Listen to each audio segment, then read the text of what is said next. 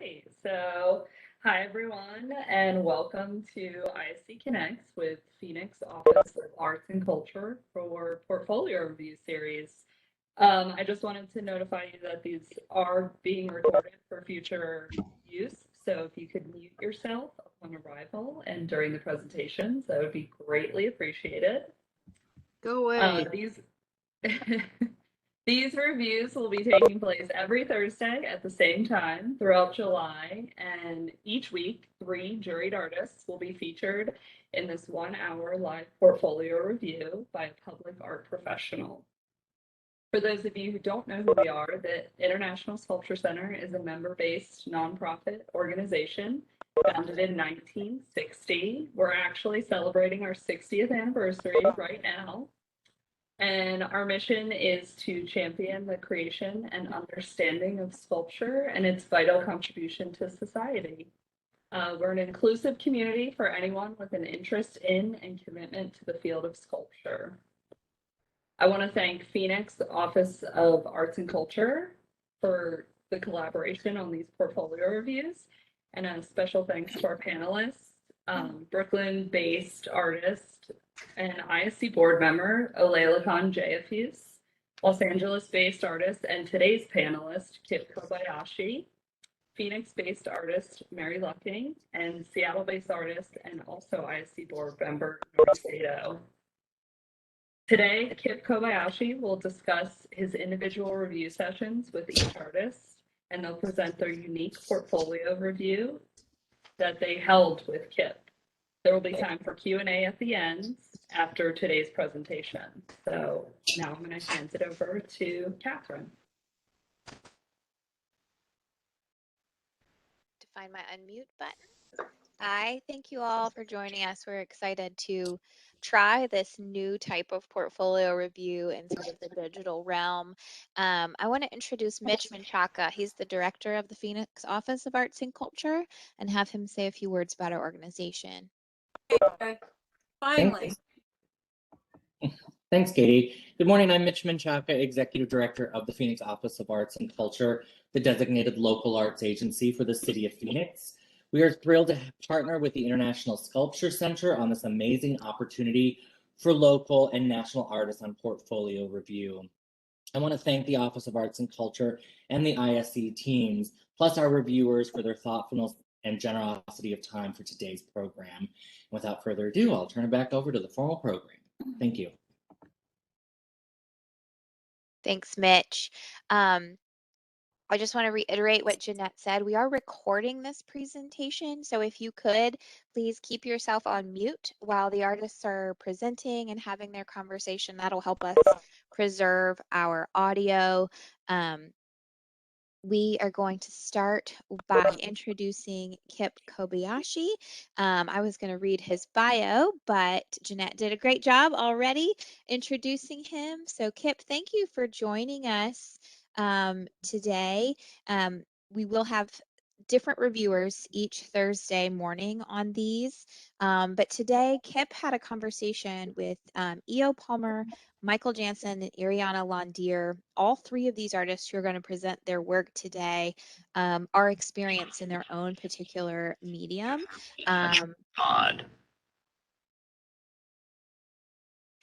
And if you could just please keep yourself on mute while other artists are presenting, we will open up the floor for conversation later on at the end of the presentations. So I'm going to switch to the next slide as we get started.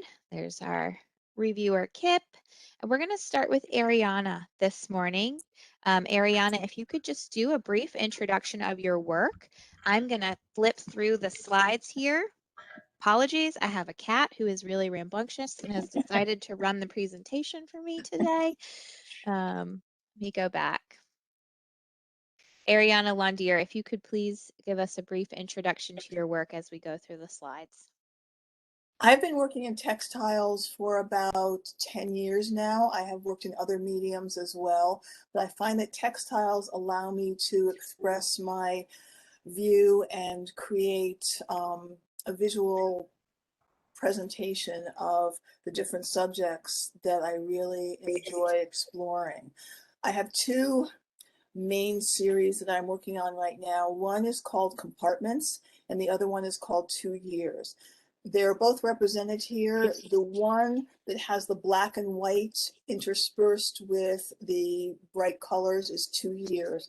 And that was created last year to work through the experiences that we all had around the world as far as the pandemic went. Excuse me, our isolation, our uncertainty as to where we were going, what we were doing. Some of the titles that I used were It's Thursday, What Day Is Today, Unexpected, because we were all kind of floundering. We, as a collective universe, were so unsure as to what to expect because we had never been through anything like this. And I felt that was really important for me to express in my work. And originally it was supposed to be a 1 year. It was called 2020. And then that didn't work out so well because the pandemic decided to go on for a lot longer than my original vision expected. So I changed the name to 2 years. Hopefully it will not become 3 years, but if it does, then I will continue the series until I feel like I have resolved my particular issues and feelings about it. The second series, which is actually a series I started probably 8 or 9 years ago, which is the current slide and is all solid bright colors, is called Compartments. And the foundation of that was overpopulation and overcrowding, and how we as people were running out of space in which to build, and we began to build on top of each other. So those are the two series that I'm actively engaged in at this time. And they are all fabric, mostly cotton, and I work in a very improvisational method. I don't do any sketching. I don't do any drawing. I cut and sew and cut and sew, and I create the work in units and then start putting them together and seeing how they fit and how they move. So that's basically what you're seeing here today.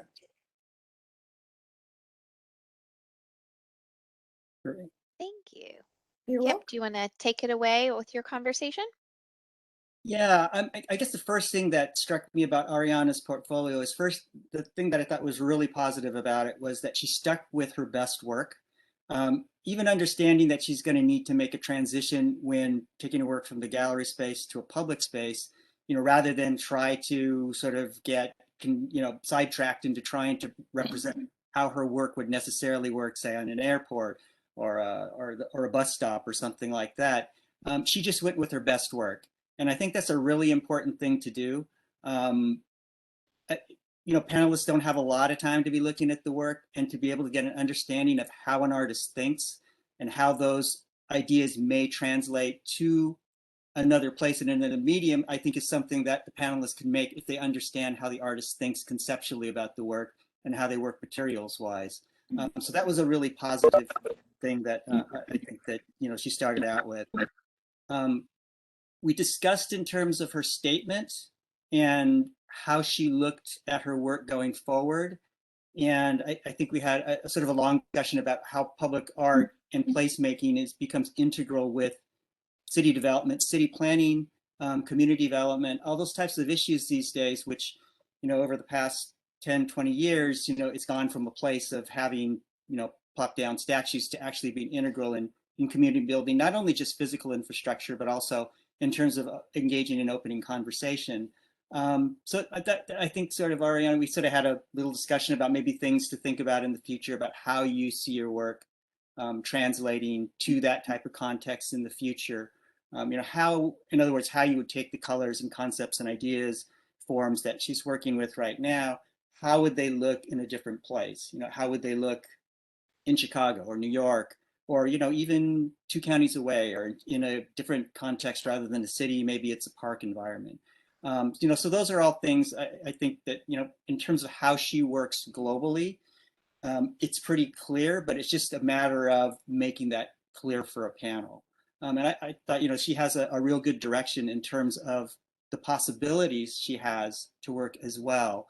One of the things we also discussed was how does this look in fabric right now? Obviously, fabric won't necessarily be appropriate for all types of public art and installations, but how can she translate her ideas and designs into other materials, maybe digital printed glass or relief concrete or custom metal, perforated metal panels, all the different possibilities that she has. So another part of our discussion was, as she's applying for these projects, maybe take that time as well to begin to do a little bit of research into different materials and methods that she may see appropriate in the future for her to be able to apply to her own work and to be able to put it into a different context. So I think those were sort of the main points we were discussing. In general, we thought she had a really great start for, what she wanted to do, and apply, I think is going to be the mantra of the day, is that, if you see something that you find interesting, a project that you feel like you can become part of the dialogue with, by all means, apply for the project. It's most programs, I think, understand that there may be a transition from gallery to public art, to the type of medium, infrastructure, technical issues that you're going to have to deal with. A lot of that's anticipated, and there's certainly people available to help you with that. Yes, that was very valuable. The other thing that was very valuable was to address the statement, because my statement is very general. It's not specific. And I didn't realize that I should be more specific in talking about my foundation for my work and how I can see it become publicly accessible. So that was really great. Thank you. No, thank you for showing us the work. Again, personally, I could see this applied to a bunch of different contexts: facades of buildings, concrete relief on sides of highway infrastructure, paving patterns. And then if there's opportunity to do it in fabric as well, depending on the context, that banners, things like that. There's lots of applications for your work. I think you got a lot of possibilities, and certainly look at the RFQs as possibilities for your work, rather than looking at them to say, oh, I haven't done that, or I don't have a project like that. Think about, okay, what do I do? How can I translate that into this context or to that material? And again, just do a little bit of digging into different projects that may have used similar types of materials or similar contexts, and see how maybe there's a way that you can translate your work into those areas. Thank you. Ariana, was there anything surprising in the conversation that we had about your portfolio yesterday? Not about my work, but I suppose not surprising, but more enlightening about being more specific in my statement. Because as I said, I know my statement is pretty general. It's not specific to why I want to do public work. So that input was extremely valuable, and I've already started playing around with how to do that. So it wasn't surprising, but it was certainly a different way of a presentation, because I've been a gallery and a museum artist for so long that I didn't realize that I had to make adjustments to my statement to incorporate that type of work. Great. So before we move on to the next artist presentation, I'm gonna allow you guys to unmute yourselves for a few minutes and ask some questions if you have them. I had a question. I had a question.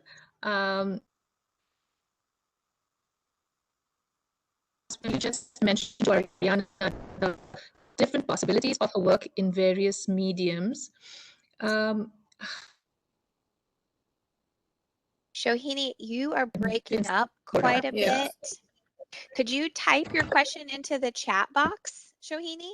And Sure. maybe we can handle it that way because there's a little static and we can't hear it. And Francisco, I think you had a question as well. Would you do the same?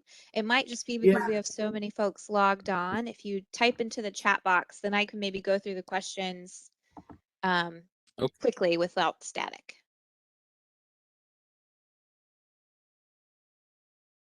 I'm not sure how to make it so that everybody sees the chat. Or which one is your? I've got a chat box up here. There should be a drop-down menu that says everyone, Mhm. and you should be able to see it. I only see participants and chat. Well, you are not breaking up in the chat. So Francisco, why don't you ask your question, and then Yeah. Shohini, maybe I can come back to you in a minute. Mm-hmm. I guess I have 2 questions. Number one, do you have a social media or website? Because I would love to check out some more of your artwork. It's very inspiring. And then number 2, it might not be related to portfolio, but like what inspires you to create this type of artwork? To answer your first question, yes, I do have a website, and my Instagram is my name. And the same thing with my website, it's arianalandier.com. And I know I tried to change my username, which I thought I did. Instead of ABL, it should be ARYANALONDIR. And it's that's my Instagram as well as my website. Okay, Ariana Londiar. Londier, LONDIR. Okay, thank you. You're welcome. As I stated earlier, the compartments, which is all the bright colors and no black and white in it, had to do with overcrowding and overpopulation. And that's an issue that I've been very involved in for probably most of my adult life. There's a lot of social stuff around that, and I've always felt that there's just too many people on the planet. So it was important for me, and also when we had the big mortgage crisis and the recession in 2008, when everybody was getting mortgages, people that really couldn't qualify for mortgages were given mortgages. And then the bottom dropped out and they lost their homes and they were forced back into the cities, and they were forced with families into small spaces, which led to a lot of disruption in people's lives. So I wanted to portray both of those issues in that one particular series. And Compartments is all about compartmentalizing lives and pushing people together. The second series was all about the pandemic and the impact that had in all ways on everybody's life. So does that answer your question?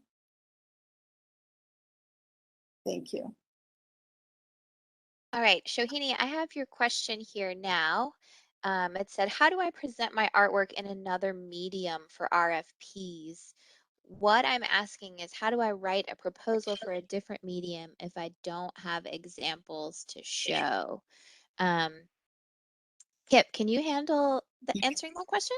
Yeah, I think there's a pretty easy solution for that. I think number one, again, show your best work so that you can understand real clearly how the work can translate. But again, contact a vendor or somebody that you propose to work with. You can even ask, perhaps if you're doing a proposal, to ask them to maybe do a small sample of part of an image. And you can bring that to show how it's going to translate, or you can, again, just do your homework on that type of process so you understand it, and then show us how your work that you're thinking of translates to that different medium. For instance, say an image like this, how does this translate to a perforated metal image? You can do that. You can simulate that in computer. You can also, again, even if it's not necessarily a sample of your own work, you can get a sample of the material to be able to sort of compare and show how that can, your work can be translated into that particular material or medium. I think it's going to be understood if you have not worked in that material before. It doesn't I mean, you need to be upfront about that and how you're looking to explore and how you're looking to do it. But I think if you have the homework, the background knowledge, and understand exactly what it is that you're going to be trying to do, a demonstration of that level of care, research, and understanding, I think is going to go a long way in making people comfortable that you'll be able to do this. This is something that you'll be able to handle. You understand what's involved. Obviously you won't understand everything that's involved, but you have a good idea of where you're going with all of this. And I think, with that, you could make a pretty strong proposal, with those types of things. I use different materials all the time. Every project I have, there's probably going to be at least either one new material or one new technique I'm using in something. And again, it goes with proof of concept, basically going and really researching what you're doing to provide a very clear, logical solution to how you're going to approach doing something. So we have a few more questions in the chat box that I think we're actually going to tackle as we move into the second and third presentations. So Karen and Michael, I'm just going to hold off on those and see if we get them covered. If we don't, we'll definitely talk about them at the end. So if everyone is all right, we're going to move on to our second presentation with Michael Jansen. Michael, are you able to unmute yourself? I did. Super. Yeah. Okay, I'm going to flip through your slides, and if you would give us a brief introduction to your work. Okay.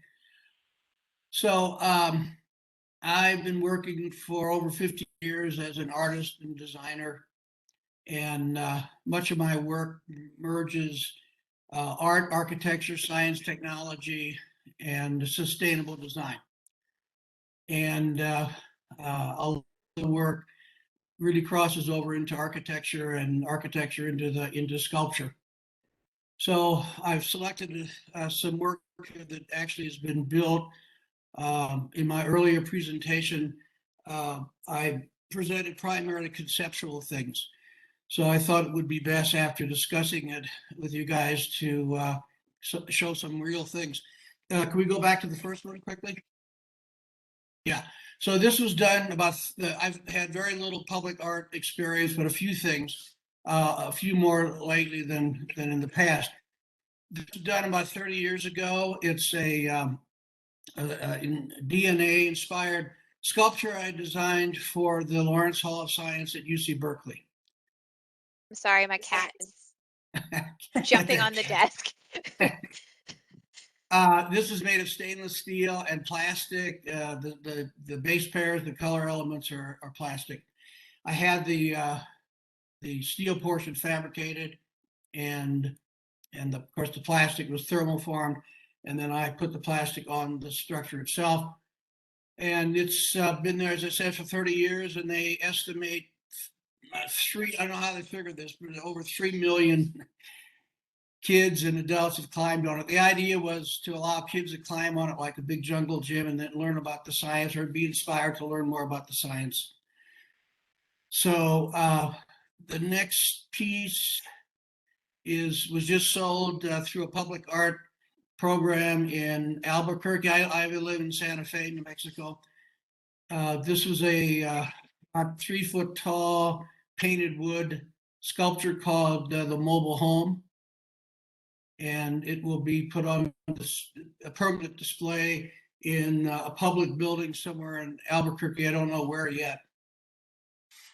And I did a whole series of these called House as a Metaphor. That was just one of many pieces.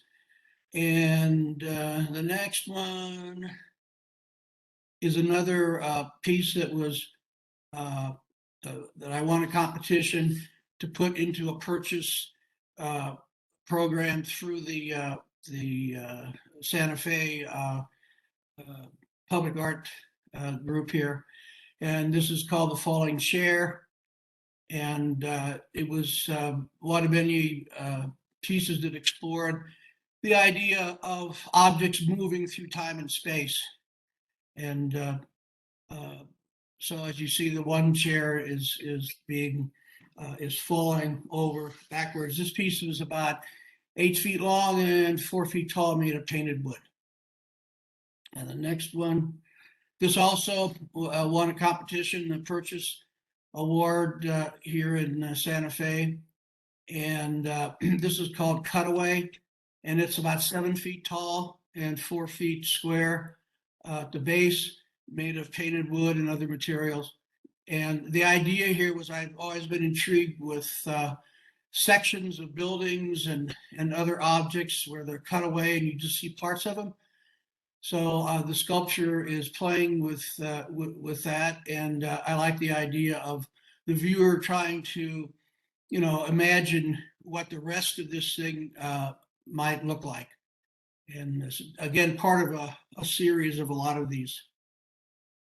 The next one, been lately doing a series of wall sculptures that this particular one is about 3 feet long and about 2 feet wide, made of painted plastic. And this series is just creating these objects again I have no idea what they are, what they're, don't even really have a title.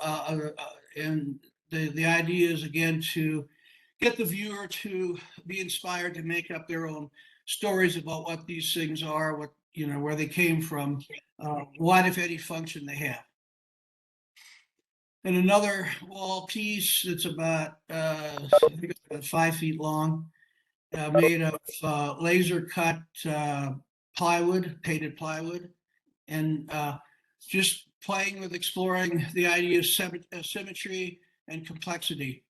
And it's about, I think it's about 3 inches deep. And the next one, this is a project I did years ago for the Missouri Botanical Gardens, about 45 feet long, 8 feet wide, 8 feet tall. And it was an exhibit that was there for a number of years that was a computer controlled growth chamber that moved plants in and out from an insulated chamber out into the glazed area from night to day. It was all computer controlled. And again, an example of my merging of technology, art, and architecture. It was all made of steel and plastic, very complex machine that I had to invent. A lot more to say about it, but I don't have the time. Next. Did a series of these little structures. They're called envelopes, and they're made of painted wood. And this one was a result of a grant that I won in St. Louis when I was living there, and built the structure. It was on exhibit for a while. And the key thing about it is that it's like a little retreat place, a sculpture that you can sit in and meditate or whatever. But all of the panels could be folded in different ways to create different formations and basically different shapes, and to accommodate different functions and different looks. And about 20 feet long, 12 feet tall, 14 feet wide. And this is another one that I did, the same idea, another envelope. And again, all the panels can be moved into different positions, an interactive sculpture / architecture. And you can sit into their seats inside and so forth. This was actually sold to a client in Los Angeles. And now the last one, this was a house. It was exhibited in the Museum of Modern Art in 2008, a large model of it. It published all over the world. It's quite a large structure that I built alone. And it's made of steel and concrete. All the panels are thin concrete material. And like the other 2 structures I showed you, you can change the shape of this structure as well. If you took all the panels off, you would end up with 7 steel cubes that are made out of 4-inch square tubing that created a matrix of cubes. And then the panels are applied to the cubes either bolted on, because some of the spaces in there are inhabitable, enclosed spaces. All the slotted panels are hinged onto that matrix frame. And those are the panels that can be folded in different ways to change the shape and or function of the structure. This was sold. Brad Pitt was going to buy it, and that didn't quite work out because he couldn't put it where he wanted it on property in Santa Barbara. But it was eventually sold. It was sold actually in 2008 to a Korean art collector who I to this day don't know who it was, who bought it sight unseen and had it all taken apart and put in a warehouse in LA, and it's still there today in hundreds of pieces. And I have no idea who it is and why they haven't put it back up. So quite a story involved there. So I think that's the last one. Yeah, thanks for sharing, Michael. Kip and Michael, do you want to share a little bit about our conversation that we had? And there's a specific question in the chat that I think sort of relates to our conversation. Karen has asked about rendering. She said, is it a good idea to create renderings of public art ideas that show how to translate gallery pieces into public art pieces and use those images in your application for public art calls? I think that kind of relates to the conversation that we had. Kip, do you want to take away the conversation there? When we were first looking at Michael's work, a lot of the work were digital images. And without context, with a digital image, it's difficult to determine how much of the work is either buildable, has been built, what the sense of materials from the artist is. Can an artist really be able to accomplish a project at the scale that would be proposed? I think digital renderings are fine, but not exclusively digital renderings, are not majority digital renderings. I think they're fine if they're within context of your body of work. Again, it's like with Ariana, I wouldn't feel compelled that, well, I have to put something in that's public art because I haven't done a public art project before. If you were shortlisted for a project and you did a proposal for it, that's fine. That's associated with the real project. That was a proposal you made for something specific. Budgets attached to it, and agencies attached to it, requirements to the project were attached to it, and how that fits into the rest of your body of work, that's fine. If you're sort of putting out conceptual images just because these are things that I would like to do someday, these are ideas that I have, that doesn't give a panel much information to begin to understand. It gives them, you can understand the thought process perhaps, but it doesn't really understand how well an artist works with materials, how they're going to be able to actually execute these materials in the field, if they have a good understanding of scale, constructability, things like that they're proposing to do. So it's a much better strategy to go with the work that you have that's built as the bulk of what your portfolio is.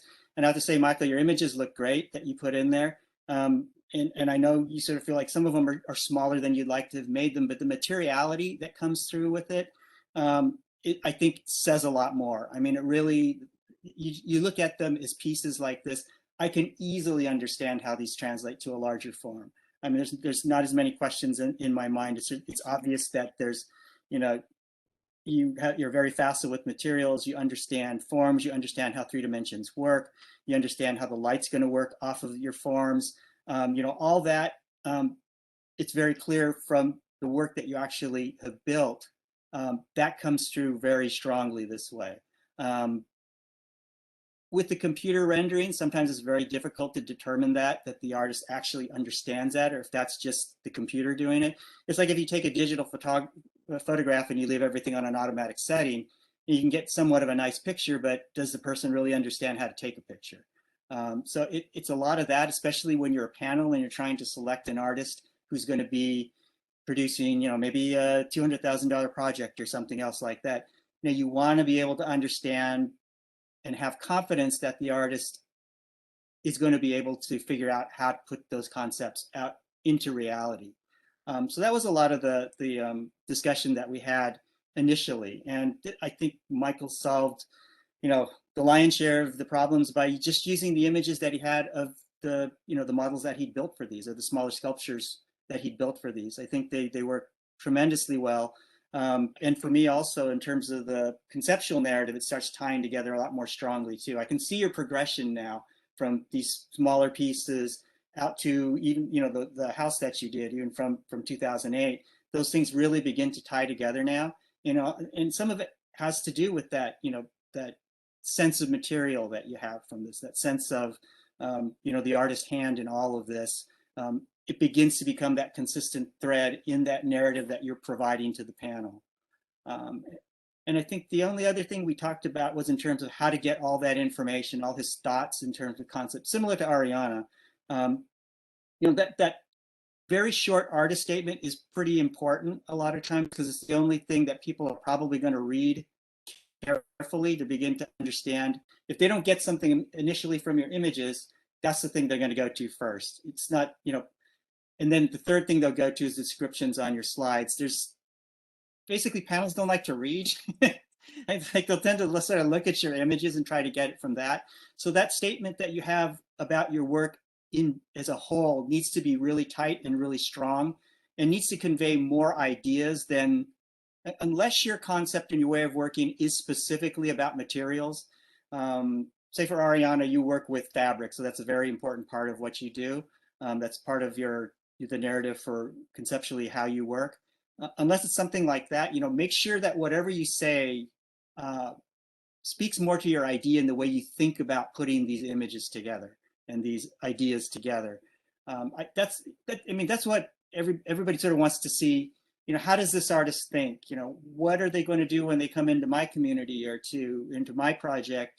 What kind of thinking is going to be involved that's going to be able to transform this space or this place or this location into something that's beyond what it is now and what I even dreamed it would be. So it's a real important to sort of really work on that, so that it reflects things other than sort of the real technical procedural aspects of your practice.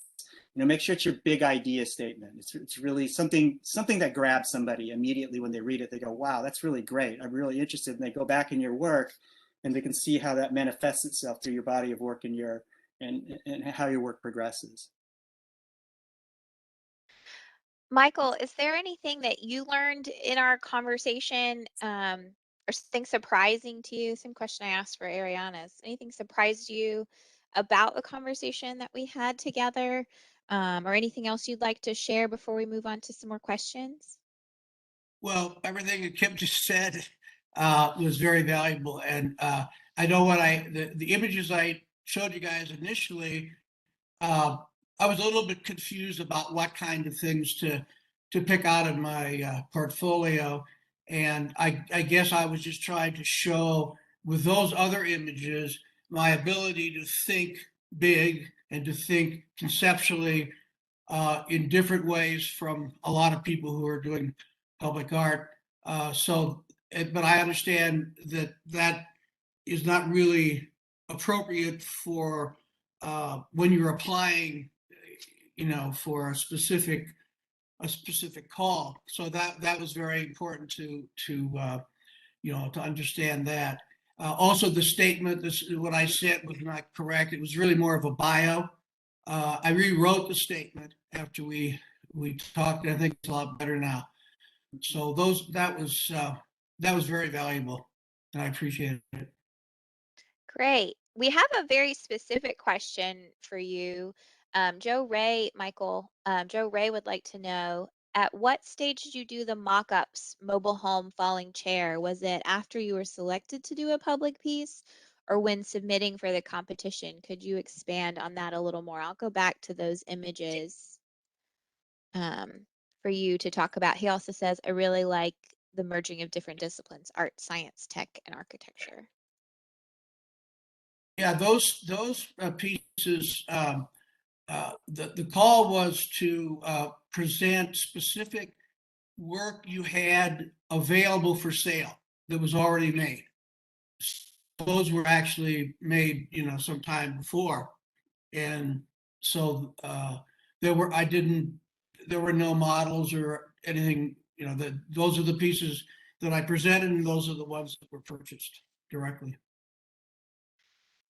And Michael, Tara, I just want to acknowledge I'm not ignoring your question. The next presentation is really going to get close to it. So I'm going to save those for our next presentation. But we have a question from Michelle. Some artists' work are entirely self-funded. How do you overcome the scale question when an artist has perhaps not had an opportunity due to funding to work as large as public projects often require? Kip, do you want to answer that one? Sure. I think it largely depends on the type of work that you do. But again, I think panels are looking for how your work and ideas translate. Ariana's work, for instance, I could look at those types of images that she's using with fabric, but I can imagine those on an entire facade of a building. And the same with Michael's looking at this image right now. And he did actually have it rendered in a larger scale, but it's easy to see how this can translate to a larger scale. So again, I don't think that, I mean, depending on the size of the budget, obviously there'll be some technical concerns over a certain dollar amount, then technical issues of things like engineering and knowledge of structure and, all those types of issues may begin to come into play if it's a large enough budget.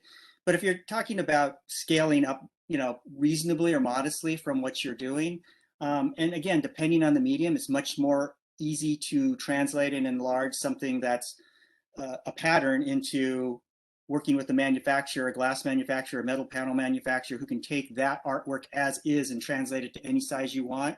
Those types of transitions are generally fairly, not necessarily easy, but a lot easier to make.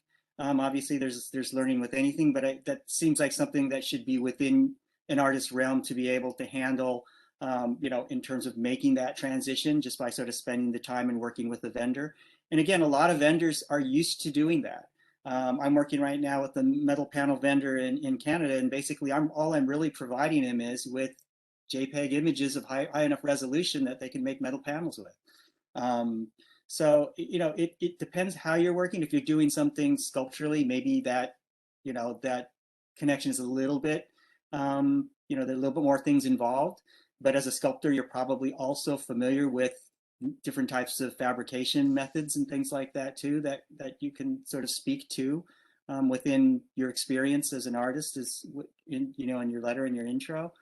So I think it's, there's a couple ways you can look at it. I mean, one is just maybe you want to think in terms of increments. Maybe I go, looking for, at first when I'm looking for public projects, we're looking for sort of more modestly scaled ones and sort of working your way up that way. Or as we suggested to Ariana, if you want to make a transition to say larger panels, maybe start, really having a dialogue with fabricators, installers, manufacturers to really begin to get that knowledge, work with them. A lot of them are very interested in working with artists, and they'll welcome you to come and tour the facilities, and maybe you can work with them on some sort of modest sample or something of your type of work too, just as a learning experience for both you and them. And then that again should give you the confidence to be able to make that translation between both materials and scale. I have one more question on Michael's work, and then we need to move on to EO because I don't want to run out of time for her presentation. Michael, what is the most recent of these works out of, if we were looking at them on a timeline? The wall pieces, the wall sculptures. These And that ones? that would probably be the most recent, yeah. And then the cutaway sculpture. That This would one? be recent. Both of the wall pieces, and then the one I call cutaway, the tall, the 7 foot, that one. Okay. I forgot what else I had in there, but Thank you. and the mobile home was very recent, within a year. Okay. And also the chair was recent, the falling chair within the last 2-3 years. I can definitely see how this could translate into a piece of large public sculpture. And one comment quick about the question before, just to give you an example, the way I work, the M house, for instance, there were no drawings made of that. I'd made a big model of it. I brought the model to an engineer, structural engineer, and I simply asked the engineer how thick the metal should be, how many screws I should have here and there, and if there are any major structural problems with it. And then I just went right from the model and built the whole thing myself, full scale. And Wow. I make models of all my stuff ahead of time, and then just jump right into building the thing directly after the model. But I've been building things for 50 years. So Thank you so much for sharing, Michael. That was sure. really great. Thank you. EO, I want to make sure you have enough time to present your work. So if you want to pop in and unmute yourself, we'll start with this one. Sure. Good morning, afternoon, everybody. My name's EO. The pieces that I had uploaded for this presentation were very recent pieces that I think could be translated into a lot of material, a lot of different materials like plexiglass or even glass, metal. These are paper. This piece just came down from the Boise Art Museum 2 days ago. So it's all cut paper pieces, hand cut, and some wood in there and paint. I was saying to Kip the other day how I think I'm at the point in my career where I'm very much interested in making work that others live with, even in passing at an airport or a hotel. So that's sort of become very interesting and important to me right now. Thus, the reason why I've wanted to learn more about public art and how maybe to get in the door of public art. This piece here specifically, I'm a trained ceramicist and I teach ceramics in Washington State. And I'm doing this initiative called Concept Clay, which the bigger picture is creating these elaborate ceramic installations and hopefully one day doing them with my students and having a public art minor or even major at my school. So it's part of a bigger sort of initiative that I'm very interested in doing in these last 8 years of in academia. So that's what this piece is here. It's a very detailed image of all these ceramic pieces that will go to the medical center in Spokane, Washington. And it's all about plants as medicinal elements, and obviously COVID, and just really sort of thinking about how different communities are impacted via health. So that's sort of my future plans for the ceramic installation work, and then the cut paper pieces, which I think there were more, but is that all? Do we just have, okay. And this piece is, oh, okay, so this piece is up now at PDX International Airport, Gate 6 extension. And this, I guess, is one of my first, like, quote unquote, public pieces. It will be there for 2 years. Very much about travel. There are little blue bags in there, macrame bags. And this, my patterning that I'm very interested in. Here's the size of it. Patterning, gates, fences, imagery that sort of connotes how we separate ourselves or who's sort of in the know and who's out of the know. All of my work is very much about race and class structure, so that thread sort of runs through all the work. This is also cut paper and some cut wood, thin pieces of wood, and metal braces. So that's sort of where I'm at as far as my public art. This is an overview image of the installation that I'm working on right now with clay in the ceramic shop at my school, and hundreds of little pieces of clay translated into this sort of mural installation, which is a work in progress. And then this is the newest work I've done actually in Santa Fe at the Santa Fe Art Institute. I just finished a residency a couple months ago there. These are patterned off of window boxes. Again, really thinking about how we separate ourselves, how we sort of confront our own fears of one another, patterned after the hanging window boxes that you see outside of homes. Again, hand cut paper with fluorescent color painted on top there. Work in progress, is not finished yet. And then this is, through my university, we have a lot of wonderful machines like a laser cutter, a 3D printer, a ceramic printer that never works, and a CNC machine. So I'm trying to utilize these incredible machines that we have that I myself could never afford. So I'm really trying to exploit my university here.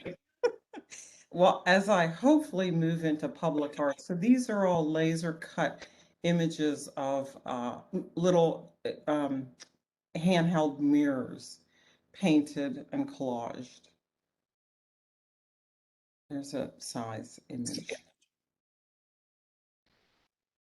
And I think this is that's the all. last slide. Yeah.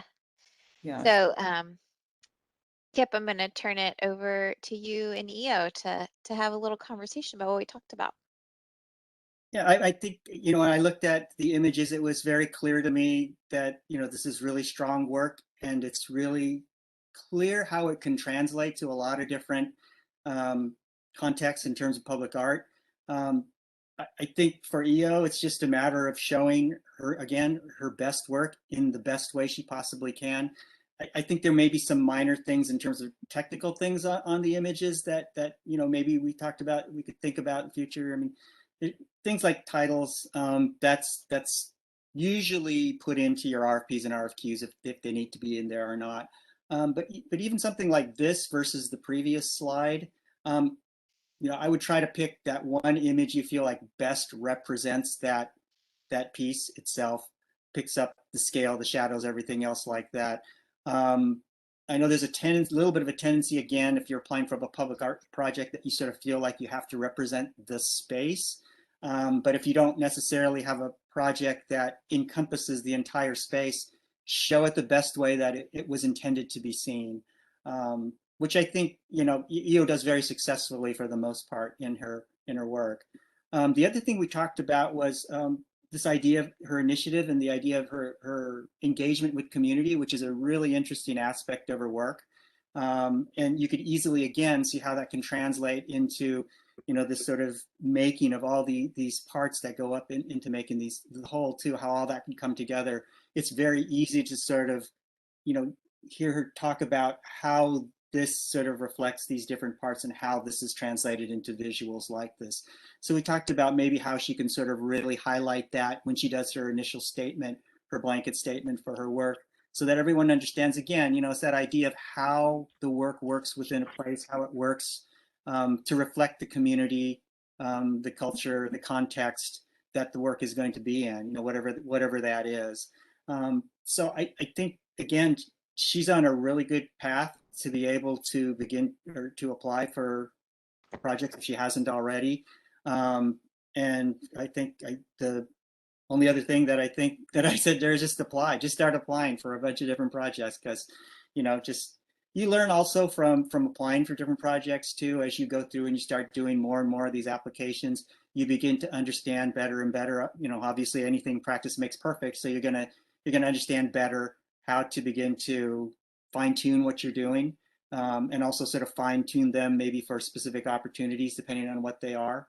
And that was sort of another issue that was similar to the other artists, is how does your work fit into physically within that space too? Is there anything you need to think about in terms of medium that, things like maybe cut metal versus glass versus, how are those different types of issues going to come into play as you're thinking about applying for the different projects. And all that in turn, will go into how you assemble your images and everything else like that. But again, I think Io's on a really good, she's on a really good path right now, and go for it.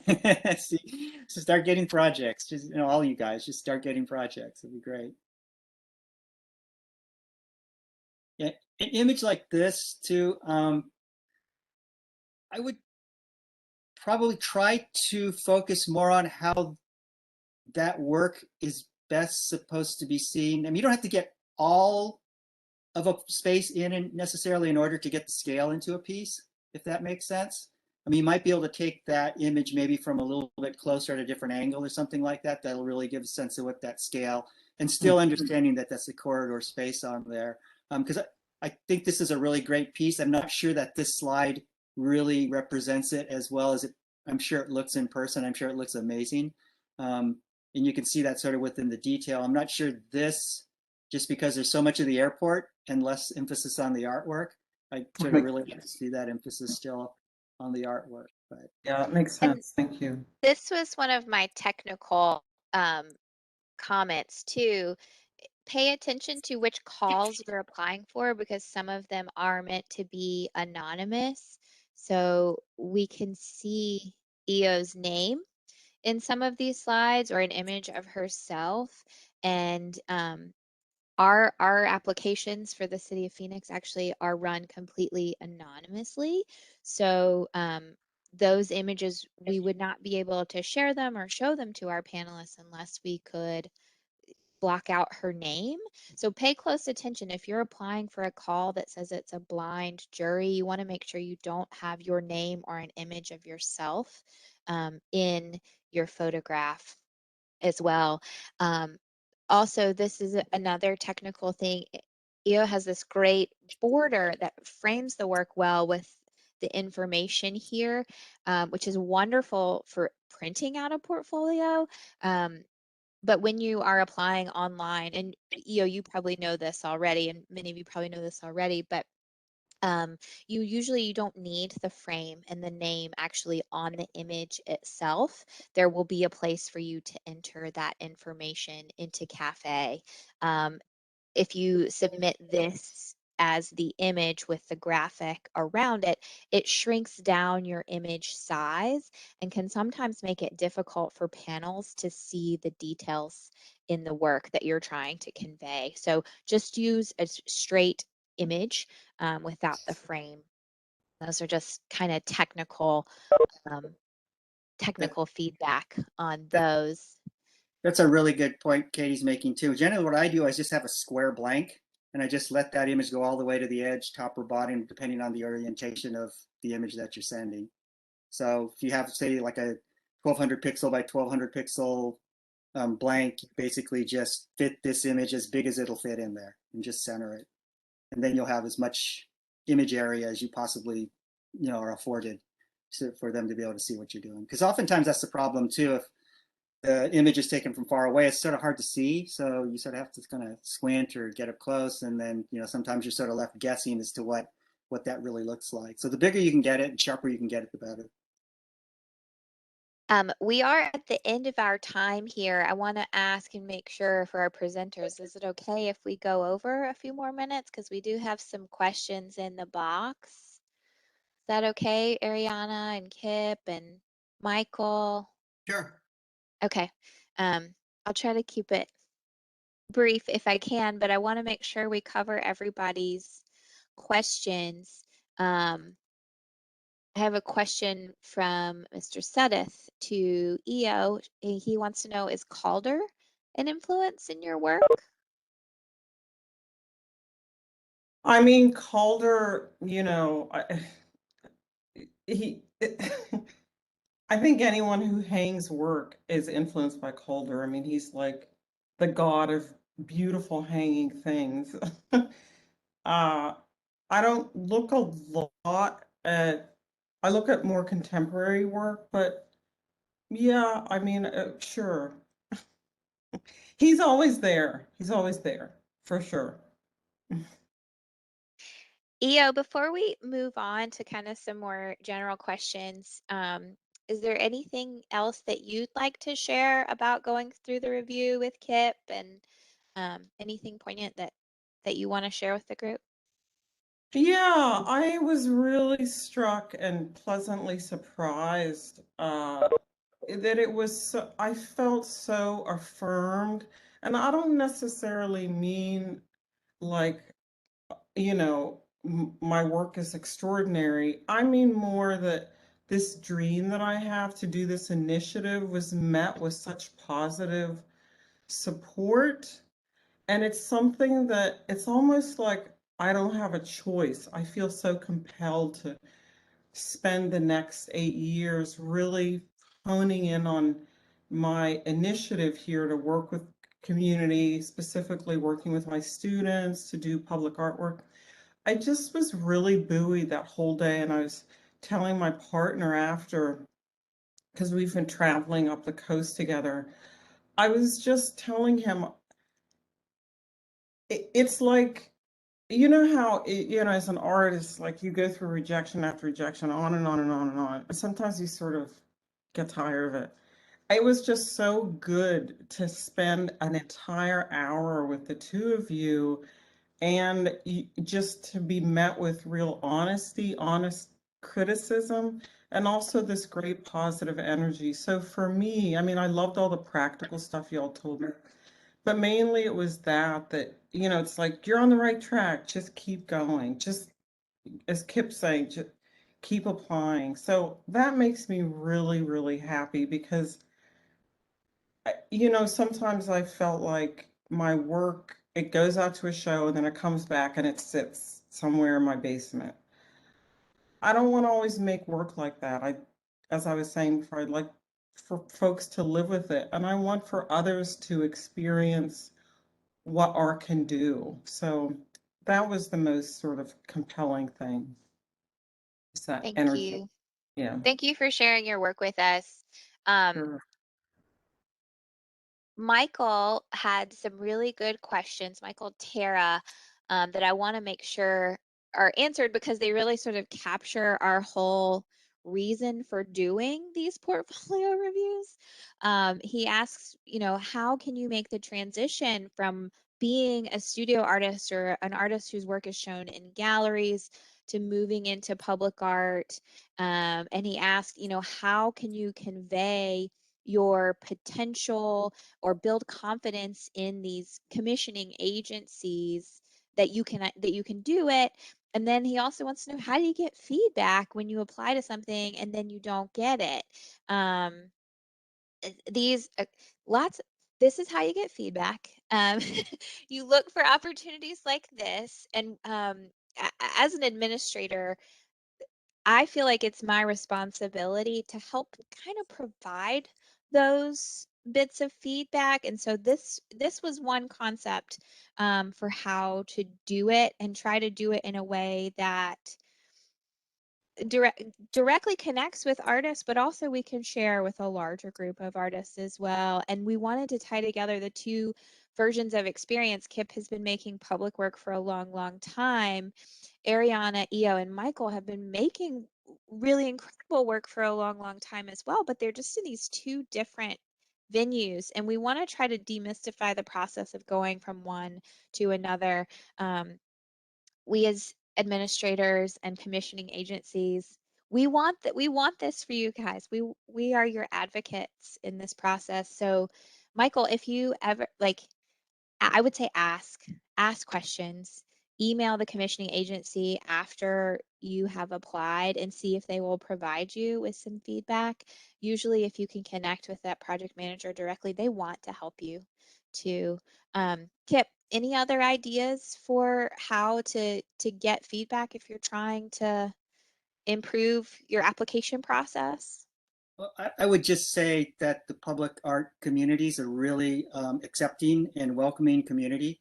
And we are always available. If you can, publicartexchange.org is a very new organization that Katie and I have been working on just specifically to open this type of dialogue, to be able to answer questions, to be accessible. But I guess the bottom line is we all want to have you in the community. And I think the biggest thing in terms of how do I transition, I think the biggest hurdle is thinking you can't.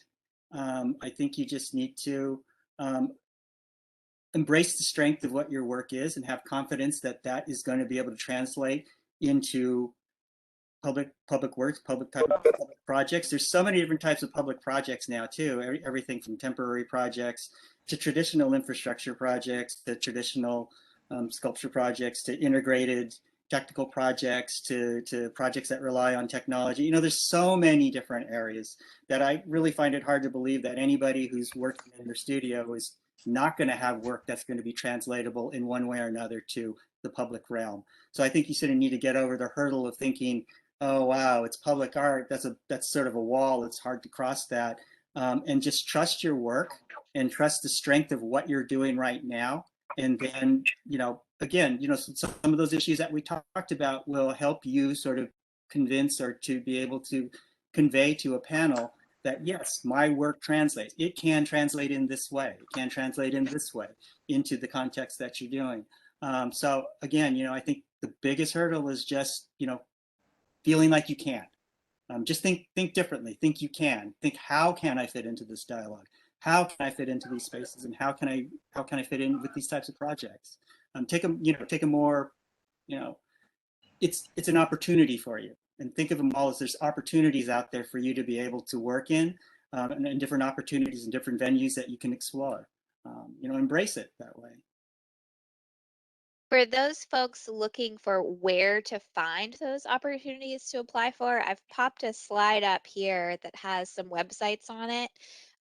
First of all, our wonderful host today, the International Sculpture Center, has a great resource of opportunities on their website. I believe you have to log in as a member in order to see them. But I think they have something like 255 opportunities available to look at right now. Cafe, which is callforentry.org, that's where we at the City of Phoenix accept all of our applications, but different programs nationwide use it, as well as submittable at publicartist.org. And then there's also the Public Art Exchange, which is a newer organization.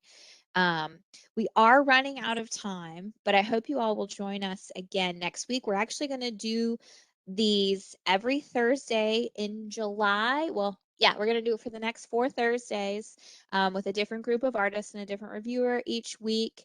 Thank you so much for joining us. Ed, will you close us out with a little closing remarks?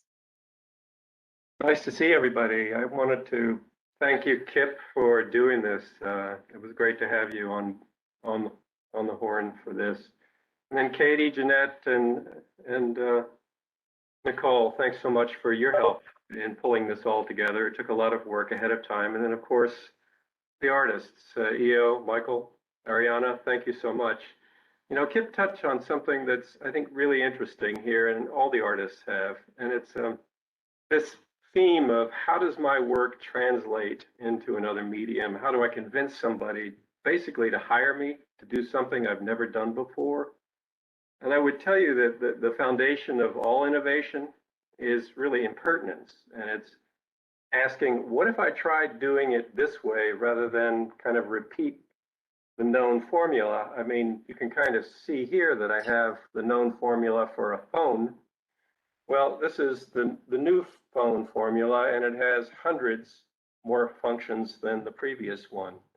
And so this requires experimentation and, quite honestly, failure, a lot of failure. And it requires, as a result, courage on all sides, both as administrators on Katie and Mitch's side of the fence, and also on your side of the fence as artists. And that's, I think, something that's really important, because often public art programs aren't hiring artists to do what they've already done. We're asking artists to solve problems or fulfill public needs. This could include giving things a new look, or quite honestly, helping to invent or expand new functions for public spaces. And so I would encourage everyone who looks at a call for artists to think differently about what your strengths, your skills, your talents, your insights really are. Because as today's session, I think, reveals, every artist has some key strengths that can be maximized in applying for projects. But that also requires us as artists to step outside what we think we know about our work and its limitations, and think about how to expand our new identity in meeting the needs of public projects. So with that, I would encourage you to look at our website and our opportunities page in particular. Go to www.phoenix.gov/arts, or just Google Phoenix Arts and Culture Opportunities, and you'll find 2 projects that are up there this week. One ends tomorrow and one ends later in August. And these are opportunities for artists to do exactly what I've pointed out here, and that is to come up with new ideas for settings that are looking for new ideas. And so with that, I just want to thank everybody for signing in, for joining us, and the team for pulling this all together. It's been a great and informative session, and we look forward to many more in the weeks to come.